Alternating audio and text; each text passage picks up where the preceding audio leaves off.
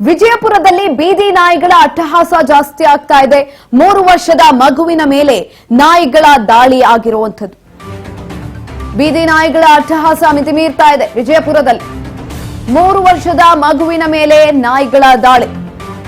ರಸ್ತೆಯಲ್ಲಿ ಕಚ್ಚಿ ಮಗುವನ್ನ ಎಳೆದಾಡಿದೆ ರಕ್ಕಸ ಶ್ವಾನ. ಭಯಾನಕ ಘಟನೆ ಕಂಡು ಸ್ಥಳೀಯರು ಬೆಚ್ಚಿಬಿದ್ದಿದ್ದಾರೆ. ನಿನ್ನೆ ಸಂಜೆ 6 ಗಂಟೆಗೆ ನಡೆದಿರುವಂತಹ ಘೋರ ಘಟನೆ ಇದು. ವಿಜಯಪುರದ ರಾಜಕುಮಾರ ಲೇಔಟ್ನಲ್ಲಿ ಘಟನೆ ನಡೆದಿದೆ. ಕೂಡಲೇ ಬಾಲಕನ ರಕ್ಷಣೆಯನ್ನು ಕೂಡ ಮಾಡಿದ್ದಾರೆ ಸ್ಥಳೀಯರು. ವಿಜಯಪುರದಲ್ಲಿ ನಡೆದಿರುವಂತಹ ಘಟನೆ ಇದು. ಖಾಸಗಿ ಆಸ್ಪತ್ರೆಯಲ್ಲಿ ಬಾಲಕನಿಗೆ ಚಿಕಿತ್ಸೆಯನ್ನು ಕೂಡ ಕೊಡಿಸಲಾಗ್ತಾ ಇದೆ. ಬೀದಿ ನಾಯಿಗಳ ಕಾಟಕ್ಕೆ ಈಗ ಆಲ್ರೆಡಿ ಜನರು ಆಕ್ರೋಶವನ್ನ ಹೊರಹಾಕಿದ್ದಾರೆ. ಸಮಸ್ಯೆಯನ್ನ ಸರಿ ಮಾಡಿಸಿ ಅಂತ ಕೇಳಿದ್ದಾರೆ. ನೀವು ನೋಡ್ತಾ ಇರಬಹುದು ದೃಶ್ಯಗಳಲ್ಲಿ ಮಕ್ಕಳು ಓಡ್ ಬರ್ತಾ ಇದ್ದಾವೆ. ರಕ್ಕಸ ನಾಯಿ ಆ ಮಗುವನ್ನ ಕಚ್ಚಿರುವಂಥದ್ದು. ಚಿಕಿತ್ಸೆಯನ್ನ ಕೊಡಿಸಲಾಗ್ತಾ ಇದೆ. ಎತ್ಕೊಂಡು ಹೋಗಿದೆ ಆ ಮಗುವನ್ನ. ಏನ್ ಮಾಡ್ತಾ ಇದೆ ಜಿಲ್ಲಾಡಳಿತ?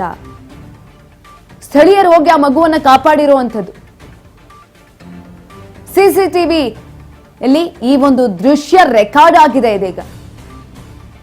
ಚಿಕ್ಕ ಮಗು ಆಟ ಆಡೋದಕ್ಕೂ ಕಷ್ಟ ಅಥವಾ ಭಯ ಪಡುವಂತ ಪರಿಸ್ಥಿತಿ ನಿರ್ಮಾಣ ಆಗಿರುವಂಥದ್ದು. ಪೋಷಕರು ಕೂಡ ಹೊರಗಡೆ ಕಳಿಸೋದಕ್ಕೆ ಭಯ ಪಡ್ತಿದ್ದಾರೆ. ಯಾಕಂತಂದ್ರೆ ಈ ಬೀದಿ ನಾಯಿಗಳ ಹಾವಳಿ ಇತ್ತೀಚೆಗೆ ಜಾಸ್ತಿ ಆಗ್ತಾ ಇದೆ. ಇದರಿಂದ ಮಕ್ಕಳು ವೃದ್ಧರು ಯಾರು ಕೂಡ ಹೊರಗಡೆ ಓಡಾಡೋದಕ್ಕಾಗ್ತಾ ಇಲ್ಲ. ಹೇಗೆ ಎತ್ಕೊಂಡು ಹೋಗಿದೆ ನೋಡಿ ಆ ನಾಯಿ ಆ ಮಗುವನ್ನ. 3 ಮಕ್ಕಳು ಪಾಪ ಓಡ್ ಬರ್ತಾ ಇದೆ. 2 ನಾಯಿ ಅಟ್ಯಾಕ್ ಮಾಡಿರುವಂಥದ್ದು. ಅದರಲ್ಲಿ ಒಂದು ಶ್ವಾನ ರಕ್ಕಸದ ರೀತಿಯಲ್ಲಿ ಆ ಮಗುವನ್ನ ಕಚ್ಚಿ ಎತ್ಕೊಂಡು ಹೋಗಿರುವಂಥದ್ದು. ಜಿಲ್ಲಾಡಳಿತ ಏನ್ ಮಾಡ್ತಾ ಇದೆ? ಈ ಕಡೆ ಚಿಕಿತ್ಸೆಯನ್ನ ಕೊಡಿಸಲಾಗ್ತಾ ಇದೆ. ನಾಯಿ ಕಚ್ಚಿದಂತ ಸಂದರ್ಭದಲ್ಲಿ ಯಾವ್ಯಾವ ರೀತಿಯಾದಂತಹ ಅಪಾಯಗಳಾಗತ್ತೆ, ಜಿಲ್ಲಾಡಳಿತ ಈ ಕುರಿತಾಗಿ ಸೂಕ್ತವಾದಂತಹ ಕ್ರಮವನ್ನ ತೆಗೆದುಕೊಳ್ಬೇಕಾಗತ್ತೆ. ಇಲ್ಲ ಅಂತ ಅಂದ್ರೆ ಬೀದಿ ನಾಯಿಗಳ ಅಟ್ಟಹಾಸ ಅನ್ನೋದು ಜಾಸ್ತಿ ಆಗ್ತಾ ಹೋಗುತ್ತೆ.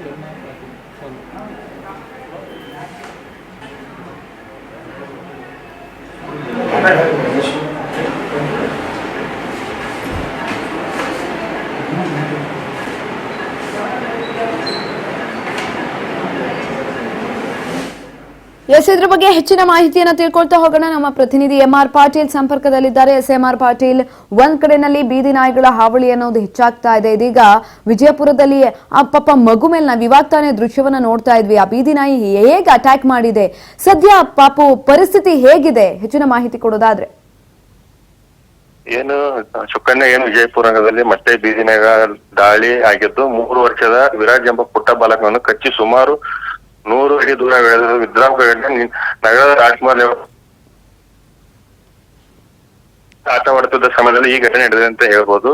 ಈಗ ಯುವಕನನ್ನು ಖಾಸಗಿ ಆಸ್ಪತ್ರೆಗೆ ಇದು ಮಾಡಿದ್ದು ಅವನ ಪರಿಸ್ಥಿತಿ ತುಂಬಾ ಇದು ಕಷ್ಟಕರವಾಗಿದೆ ಅಂತ ವೈದ್ಯರು ಹೇಳ್ತಾ ಇದ್ದಾರೆ.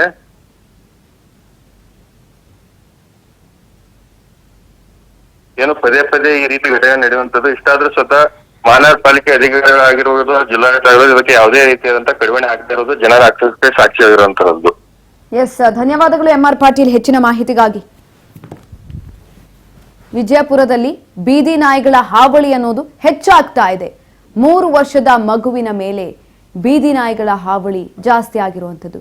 ಪಾಪ ಇವಾಗ ಆ ಮಗುವಿನ ಚಿಕಿತ್ಸೆ ಕೂಡ ಮುಂದುವರಿತಾ ಇದೆ. ಖಾಸಗಿ ಆಸ್ಪತ್ರೆಯಲ್ಲಿ ಈ ಮಗುಗೆ ಚಿಕಿತ್ಸೆಯನ್ನ ಕೊಡಿಸಲಾಗ್ತಾ ಇದೆ.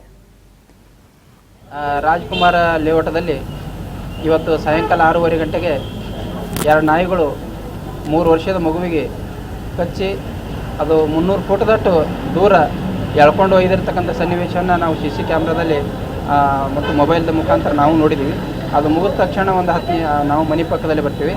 ಒಂದು 5 ನಿಮಿಷ ಗೊತ್ತಾಯಿತು. ಗೊತ್ತಾದ ಕೂಡಲೇ ನಾವು ಅಲ್ಲಿಂದ ಗೊತ್ತಾದ ಕೂಡಲೇ ಅಟ್ರಾಗ ಅವ್ರು ಹಾಸ್ಪಿಟ್ಲ್ ಹೋಗಿದ್ರು. ನಾವು ಕೂಡ ಹಾಸ್ಪಿಟ್ಲ್ ಸರ್ಕಾರ ದವಾಖಾನೆಗೆ ಹೋಗಿ ಅಲ್ಲಿ ಪ್ರಾಥಮಿಕ ಚಿಕಿತ್ಸೆ ಕೊಡಿಸಿ ಅದಕ್ಕೆ ಚುಚ್ಚುಮುದ್ದೆ ನಾಯಿ ವ್ಯವಸ್ಥೆ ಅವ್ರು ಚೆನ್ನಾಗಿ ಮಾಡಿದ್ದಾರೆ.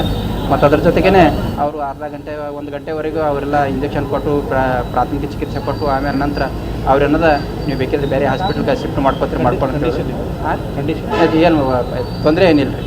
4 ಹಲ್ಲುಗಳು ಮಾತ್ರ 1 ಇಂಚ್ ಅವು ಸುಮಾರು 1 ಇಂಚ್ ನಟ್ಟು ಒಳಗೆ ಹೋಗ್ಯಾವ್ರಿ ಅವು. ಆ ಮಗು ಆರಾಮದಾನ್ರಿ.